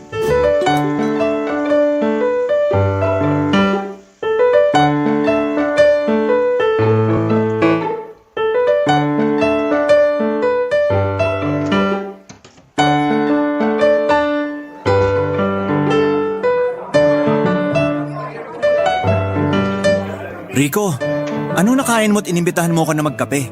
Ikaw? Excuse me? Teka, libre ba to? Hindi. Hindi pa kami sumasahod. Di ba nga, COS ako? Sa susunod na buwan pa ako sa sahod. Kanya-kanya pala to? Papalibre po muna sana ako Kasi nga po… Sa susunod na buwan pa ang sahod mo. Ang tagal ah. Sige, kausapin ko si Dada para itanong niya sa HR and i-follow up niya ang salary mo. Talaga, sir? Hulog ka talaga ng langit sa akin? No problem. Pero in fairness sa order mo ah. Oo, sir. Isang hot matcha at isang pasta lang. Wow ha, matcha at pasta lang. Hiyang-hiya naman ako sa'yo. At mukhang gutom na gutom ah. Hindi pa kasi ako kumakain simula kanina. IF ako Intermittent fasting mo mukha mo. Sabihin mo ka mo wala kang pera. Wala nga po, di ba? Sandali, kung ako manlilibre, bakit hindi ako siningil nung umorder tayo dun? Kilala ako dito, sir. Kaya pwedeng maya-maya nyo na bayaran. Ay iba ka. O siya, eat well po ha. Kain ka na rin, Sir Jam. Don't mind me. Nakikita lang kitang kumakain, busog na ako. Ay sus, ito, tikman mo. Sarap. Ganon? Isusubo tapos babawiin? Well, hindi pa naman bayad yan kaya bayaran mo na lang. Joke lang. Wala nga akong pera Ang lakas makaaya ha? Tapos walang pera? Itong si Sir Jam, ang daming kuda. So ito na nga, may sasabihin ako sa'yo. Manliligaw ka? Joke lang. Wait, reserve mo yan. At padating na ang order ko. Here's your order, sir. Enjoy po. Wow, mukhang masarap. O siya, anong sasabihin mo? Sir Jam, may problema kasi ako eh. Financial. Alam mo naman na hindi pa ako sumasahod. Sinabi mo na kanina yan. Magbabaka sakali sana ako na dun tumira sa'yo ng pansamantala. Medyo nabibigatan na kasi ako sa upa ko sa apartment. Nasa 5,500 pesos din ang bayad. Labas pa dun ang tubig at ilaw. Kung okay lang naman sa'yo. Straight to the point ha. Akala ko naman kung ano na. Pag-iisipan ko muna ha. Kasi sa totoo lang, hindi ako sanay na may kasama. Sige Sir Jam, nagbabaka sakali lang naman kung papayag ka. Kahit ako na magluluto para sa'yo. Magaling pa naman ako magluto. Oh, interesting. Kailan mo ba balak lumipat? Ibig sabihin pumapayag ka? Hoy, wag assuming. Tinatanong ko lang kung kailan. Sir naman eh, mukhang pinapaasa mo ako. Sige na nga. Mukhang mabait ka naman. Maraming salamat Sir Jam. Tatanawin kong utang na loob to. Sandali, hindi ako makahinga. Ay, sorry. Ano ka ba? Gusto ko nga wag makahinga eh. Chos!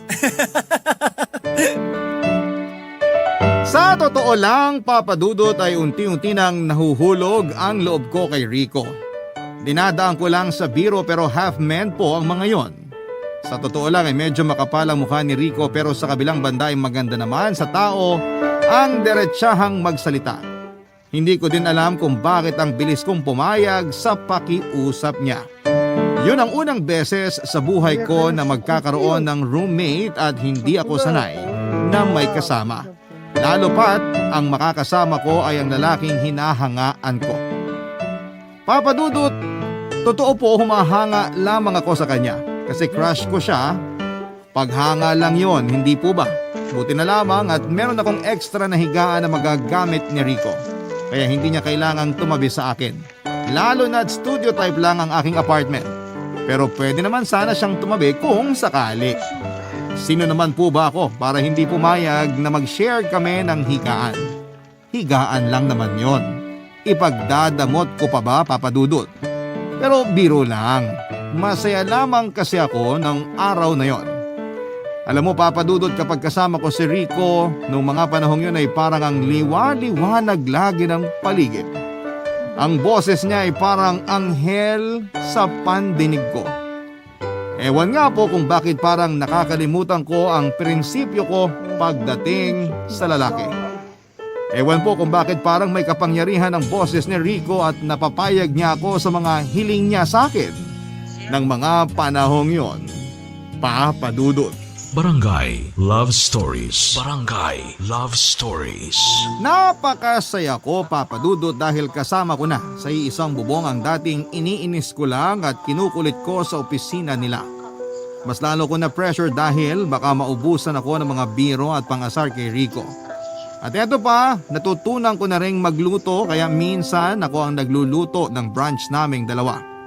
Pero nahuli niya ako minsan na nanonood ng mga tutorial sa laptop ko kaya booking ako na feeling chef lang pala. Pero si Rico ay legit na marunong at magaling magluto, Papa Dudut. Minsan ay gumagawa pa siya ng pizza tuwing merienda at ako naman ang nagluluto para sa hapunan. Medyo feeling prinsesa ako sa mga ganung bagay at feeling lang naman. At sinasarili ko lamang. Never po akong nagpabebe. Masaya ang mga araw namin pero kalaunan ay napansin ko na madalas na lumalabas si Rico kapag gabi na.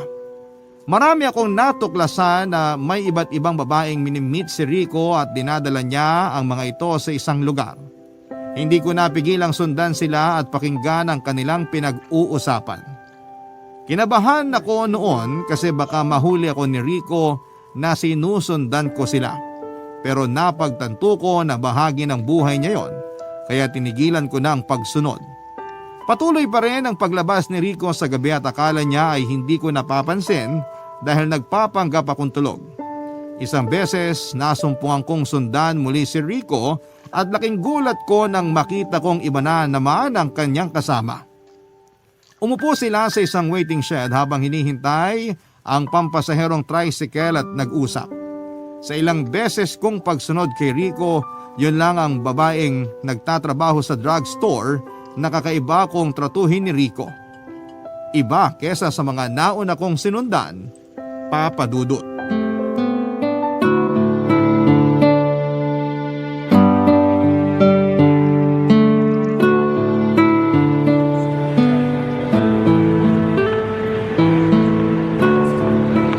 Kamusta naman ang araw mo sa trabaho? At mukhang pagod ka. Oo, no. Ikaw ba naman nakatayo buong araw? Tumayo? Bawal kasing umupo eh. Lalo pat nasa counter at kakapromote ko lang as PA. PA? You mean pharmacist assistant? Dapat pala tayong mag-celebrate. Gusto mo kumain muna tayo? Sagot ko. Wag na, Rico. Itago mo na lang yung pera mo. Ako na lang ang manlilibre sa'yo. Pero next time na ha. Sa sahod ko na lang, promise. Sige, ikaw bahala. Once again, congratulations. I'm so proud of you, mahal. Nga pala, kamusta na yung proposal ko sa'yo? Proposal? Wala ka naman sinasabing business proposal eh. Hindi, iba yun. Yung about sa kasal. Seryoso ako sa sinabi ko. Kapag makaipon na ako, itutuloy ko na ang kasal natin. Kasal ka dyan. Hindi ka pa nga nag-propose? Ganun ba? Gusto mo ngayon na? Oo, andyan ka na naman. Basta, bubuo tayo ng masayang pamilya. Magpapatayo tayo ng bahay na sakto lang sa atin. Tapos 10 anak. Bubuo ka ba ng isang basketball team? Bakit hindi pa isang dosena? Okay lang? Loko? 4 lang siguro. O sige, mahal. Ikaw ang bahala. Basta may junior ako Ang dami mo ring ime, no? Sana magkatotoo ang mga sinasabi mo. Oo naman. Lahat ng sinasabi ko tinutupad ko. Mukhang wala ka atang tiwala sa akin, mahal eh. Hindi naman sa ganun, Rico. Ayoko lang kasi na umaasa sa wala. Alam mo naman ng mga pinagdaanan ko sa ex ko, di ba? Basta, mahal. Ito lang ang tatandaan mo. Mahal na mahal kita. At lahat ng sinasabi ko sa'yo, magkakatotoo. Basta, magtiwala ka lang ha. Kapag ikaw hindi mo yan tinupad at niloko mo ko, makakatikim ka talaga sa akin. Makakatikim? Mukhang gusto ko yan Alam mo, Rico, puro kakalokohan. Hindi ko na alam kung baka pinagtitripan mo lang ako eh. Totoo nga. Kapag makaipon na ako, tutuparin ko lahat ng yun. Promise. Kung makakaipon ka na, edi matagal pa yun. Konti na lang at mabubuo ko na ang iniipon ko para sa kasal natin. Huwag ka lang mainip, mahal Yes, mahal. Magtitiwala ako sa'yo. Oh, ayun na pala ang iniintay natin. Si Manong. Ano, Glenn, tara? Okay, tara. Para makapagpahinga na rin tayo, mahal.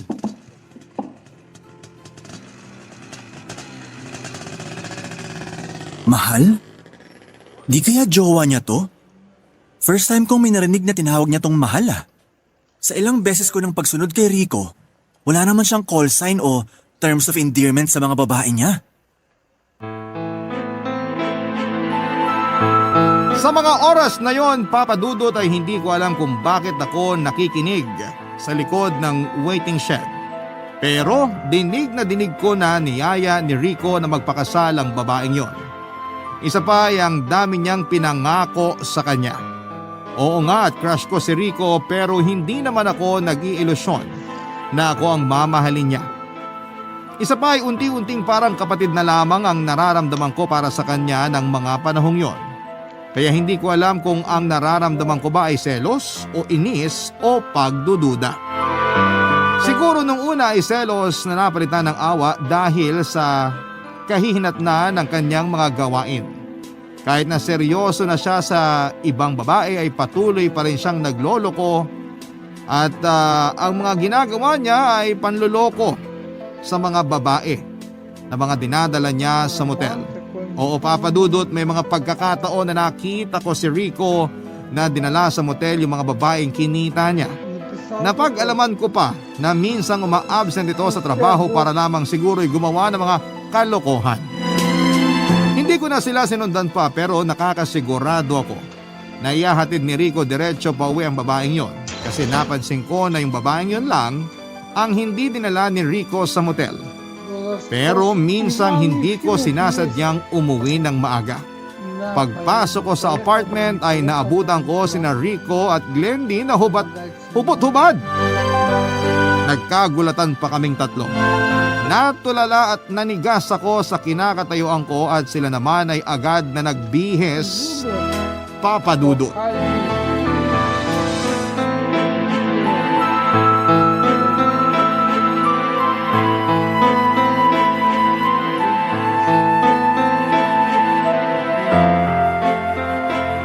Ano ba naman yan, Rico?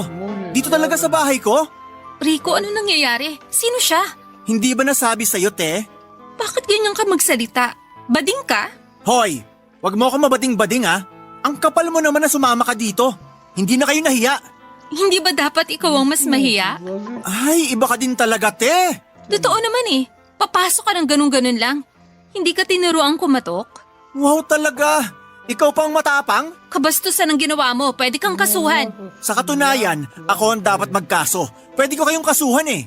Kakasuhan ko kayo ng trespassing dahil wala kayong consent na pumasok sa bahay ko. Rico, naguguluhan ako. Sino ba siya? Anong sinasabi niya? Wala. Si Jam yan, ka-roommate ko lang. Nakikitira lang siya sa akin. Jam, mamaya na tayo mag-usap. Roommate? Nakikitira? Hiyang-hiya naman ako sa'yo. Pwede ba, tigilan mo yung pagsiselos mo? Wala naman tayong relasyon ah. Ano? Huwag mo ko binabastos ha? Eh kung sabihin ko kaya sa kasama mo na playboy ka at gabi-gabi lumalabas ka para i-meet up ang mga babae mo. At ito pa, sinasama mo sa motel. Ha? Jam, huwag kang gumawa ng storya. Mas lalo mo lang pinapalaki ang problema. At ako pa ngayon ang nagpapalaki ng problema? Sino ba dito ang trespassing at nanggulo sa dating tahimik na buhay ko? Di ba ikaw? Nakiusap ka na makikitira ka sa akin para makaipon ka. At ngayon ito pang igaganti mo sa akin? Ang kapal naman ng mukha mo, Rico. Rico, totoo ba ang sinasabi niya? Tama ka na nga, Jam. Kanina ka pa eh. Gumagawa ka na ng storya. Alam ng Panginoon kung sino nagsasabi sa atin ng totoo, Rico. Oo, at ako ang nagsasabi ng totoo. Gumagawa ka lang naman ng storya eh. Wow ha? Ako pa ngayon ang gumagawa ng istorya. Mahiya ka naman, Rico, sa mga pinagsasabi mo. Please, Jam, tumahimik ka na. Alam ko naman bakit ka nagagalit eh. Dahil may gusto ka sa akin, bakla ka. Alam mo, matagal ko nang alam yan, Jam. Pinapakisamahan na lang kita dahil nakikitira ako sa'yo. Oo, totoo nagkagusto ko sa'yo dati. At unti-unting nawala yon nung tumira ka na dito sa akin. Napalitan nyo ng malasakit at tinuring na lamang kita bilang kapatid. Naawa lang ako sa'yo nun, Rico. Kaya kita pinahintulutan tumira sa akin. At ito pang igaganti mo sa akin, ha? Aalis na ako at huwag niyo na akong idamay sa problema niyo. Glenn, makinig ka naman sa akin oh. Let me explain. Ang gusto ko, explain mo yung sinasabi niya. May mga babae ka ba? Huwag kang makinig sa kanya. Bahala ka na sa buhay mo, Rico. Sinungaling ka. Hindi ko inaasahan na magagawa mo to sa akin. Akala ko pa naman nagsasabi ka ng totoo. Baka nga ibang Rico pa tong kausap ko eh. Umamin ka. Totoo ba ang lahat ng sinabi niya? Umamin ka! Oo, Glenn, pero... Wala nang pero-pero! Diyan ka na! Manloloko ka! Akala ko ako lang! Diyan ka na! Glendy! O ano? Ba't ka tumahimik? Masaya ka na, ha? Tingnan mo ang nangyari. Iniwan na ako ng babaeng pinakamamahal ko. Kung hindi ka lang naging epal, edi sana hindi mangyayari to. Hindi ko akalain, Papa Dudut, na mauuwi kami sa pag-aaway ni Rico. Maayos naman ang pakikisama ko sa kanya kaya isang palaisipan sa akin kung bakit niya nagawa yon. Normal lang naman sa babae at lalaki ang ginawa nila. Pero yung sa bahay ko, ginawa yon tapos sa'yo ko pa yung mali ay ibang usapan naman po yun. Umalis si Rico pero bago siya umalis ay sinumbatan pa niya ako. Ako pa talagang nasumbatan. Pero hindi ko na lamang pinatulan kasi sa totoo lang ay nakakabobo. Yung parang bola na ipapasa niya sa akin yung sisi. Nang makaalis si Rico ay napahiga na lamang ako sa kama. Ang daming iniisip at isa doon ay ang landlady ko. Siguradong nadinig niya ang iskandalo. Iba pa ang hiya ko naman sa mga kapitbahay ko. Marahil yun na nga ang katapusan ng aming pagkakaibigan at bilang roommates ni Rico. 2 buwan nang lumipas ay hindi ko na nakita si Rico muli at nakausap ko ang kaibigan kong si Dada na boss ni Rico sa trabaho. Wala na pala si Rico sa pinagtatrabahuhan nito dahil sa madalas na pag-absent niya ay tinanggal siya sa trabaho. Naawa ako sa kalagayan ni Rico ng panahon na yon, Papa Dudut. Pero hindi ko na alam kung paano siya mahahanap. Isang araw ay may kumatok sa pintuan ng apartment ko at laking gulat ko. nang makita sa aking harapan ang isang taong hindi ko na inaasahan pa. Papa Dudut. Barangay Love Stories. Barangay Love Stories. Pagkalipas ng 2 buwan ay may kumatok sa pinto ng aking apartment. At nang binuksan ko ito ay nakita ko si Glendy, ang babaeng kasama ni Rico ng gabing masira ang pagkakaibigan naming dalawa. Hindi ko sana siya gustong pabuksan ng mga oras na yon dahil galit pa rin ako sa kanya. Pero hindi ko natiis kaya hinarap ko pa rin siya at pagbukas ng pinto ay agad ko siyang nasigawan. Tumahimik na lamang siya at hindi niya ako sinigawan pabalik. Maya-maya ay may isang kapitbahay na dumaan sa tapat ng pinto ko at nakilala si Glendy bilang ang babaeng nag-iskandalo dati. Pinagsabihan siya ng aking kapitbahay ng medyo mga masasakit na mga salitang binitawan nito kay Glendy. Halos maiyak siya sa sinabi ng aking kapitbahay na kesyo malandi siya at sa bahay pa ng iba gumagawa ng himala. At dahil doon ay naawa naman ako kaya napilitan akong papasukin si Glendy para tantanan ng kapitbahay ko. Pero hindi lang doon ang awa na naramdaman ko nang pumasok siya sa loob ng tinutuluyan ko. Hindi ko alam kung ano pero naaawa ko sa kanya ng husto.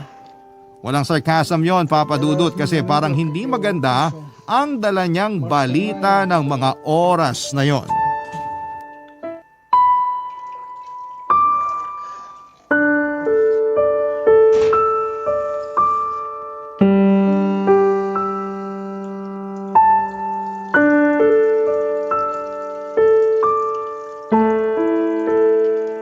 Bakit ba pumunta ka pa dito?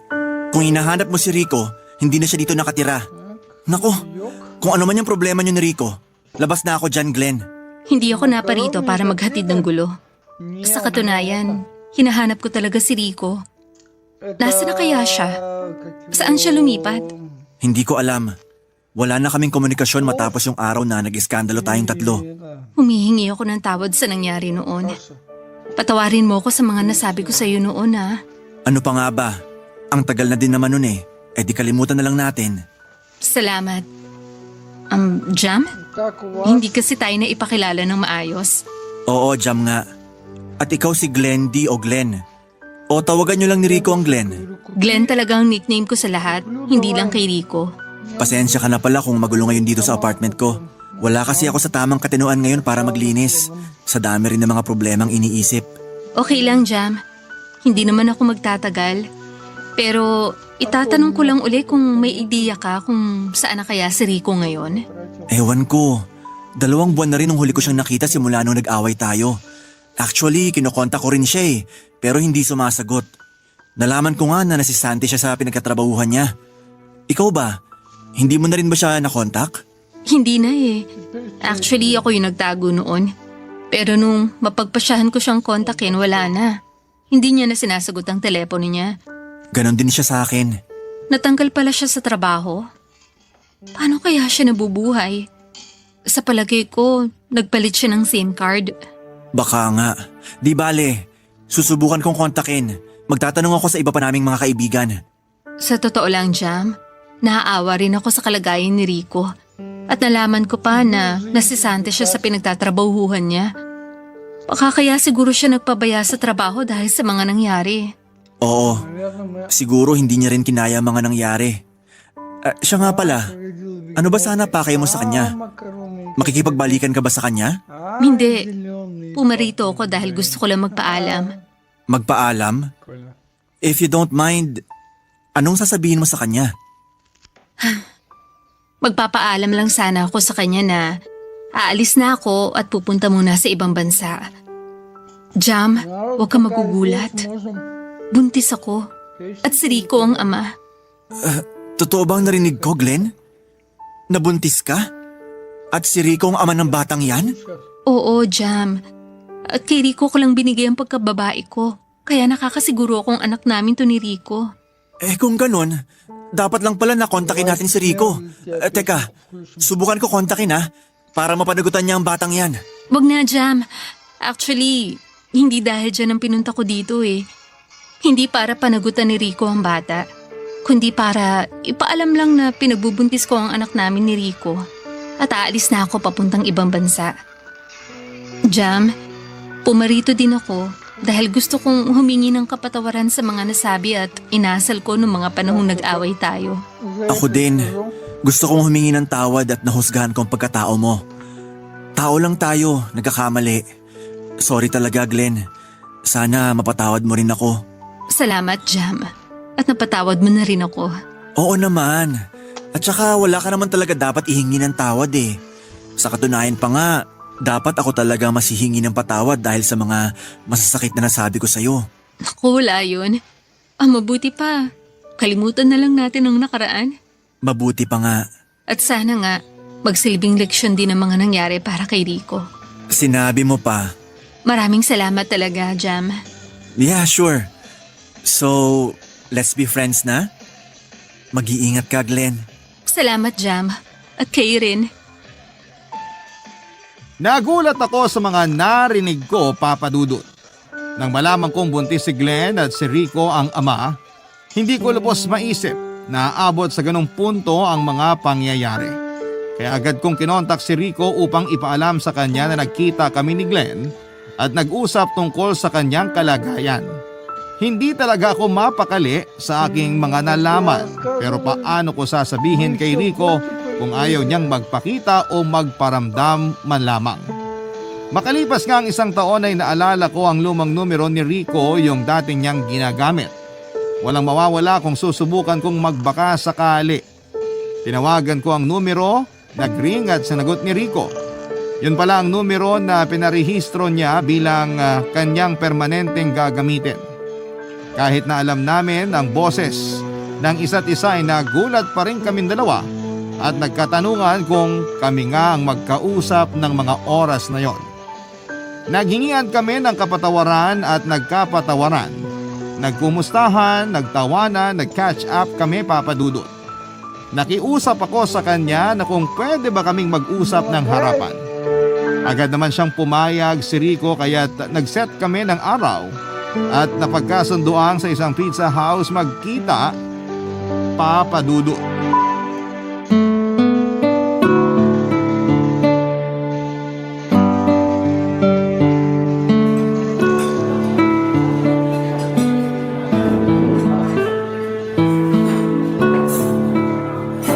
Jam, kamusta ka? Okay lang naman. Pwede ka bang mayakap? Walang mali siya ha. Ikaw talaga. Halika nga dito. Kumusta ka naman? Mukhang blooming pa rin ah. Sana naman okay ka talaga, Rico. Teka, dito ka na pala nagtatrabaho sa pizza house? Oo, at hindi lang nagtatrabaho, Jam. Kundi ako ang may-ari ng pizza house na to. Pwede nga. Yan ka na naman eh. Pinaprank mo naman ata ako eh. Baka may camera dito ha? Oo nga. Nakaipon ako ng malaki nung nakikitira ako sa apartment mo. Talaga ba? Nice. Nakakatuwa naman tong achievement mo. Salamat. Ikaw naman, mukhang yayamanin ka na rin eh. Nasa government ka pa rin ba? Nako, di naman. Ganyan na talaga ako. Woke up like this. Charot. Oo, nasa government pa rin ako. Napromote ako ulit, Rico. Dahil nagustuhan ng boss ko ang pagiging masipag ko sa trabaho. Hindi na ako magtataka kung magiging boss ka na rin dahil masipag ka eh. At in fairness, bagay din sa'yo maging boss. Aminin. Sinabi mo pa. Joke. Siya nga pala, Rico. May gustong kumausap sa'yo. Sino? Saglit, tatawagin ko muna.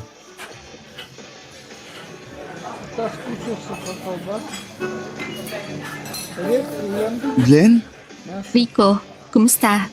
Glendy? Oo nga, siya nga yan. Hindi ka makapaniwala? Nabigla lang ako.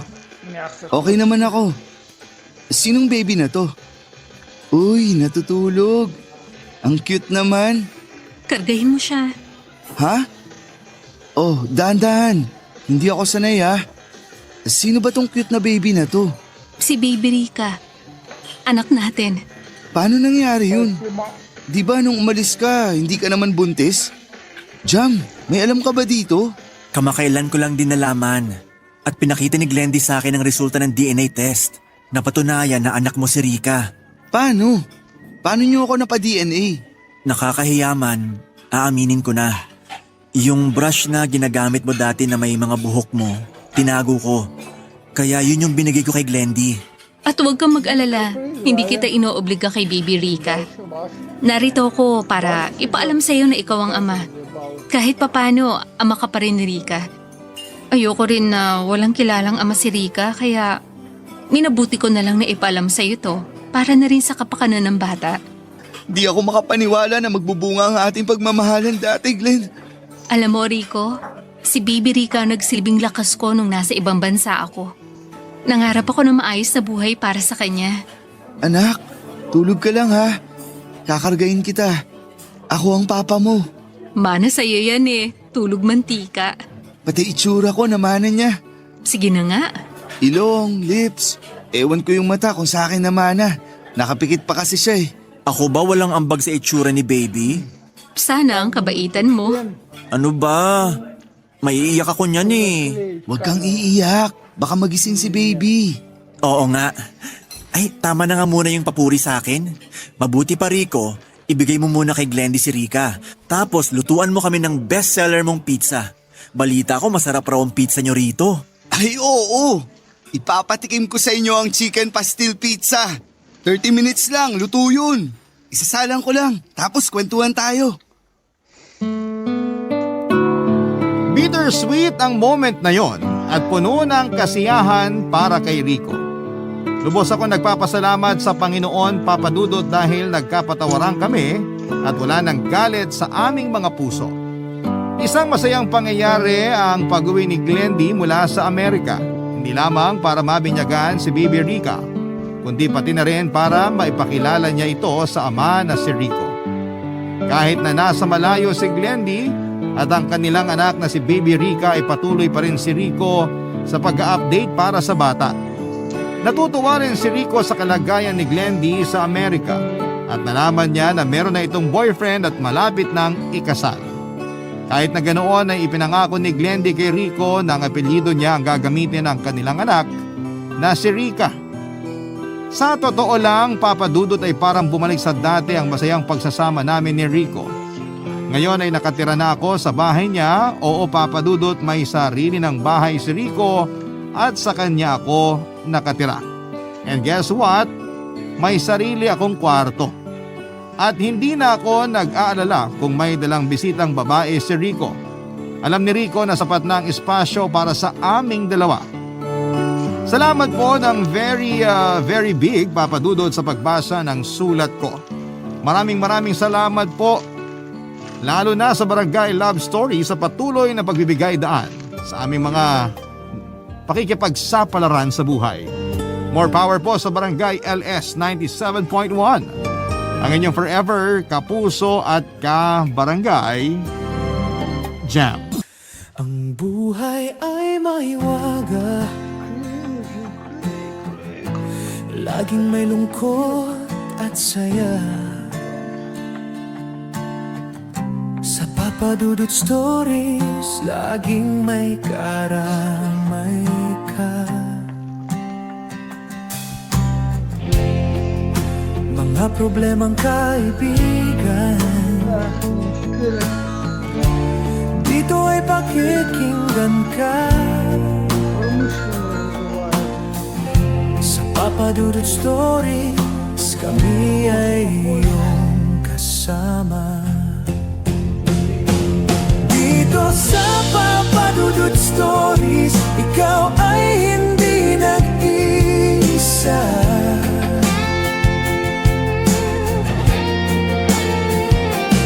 Dito sa Papa Dudut Stories, may nagmamahal sa'yo.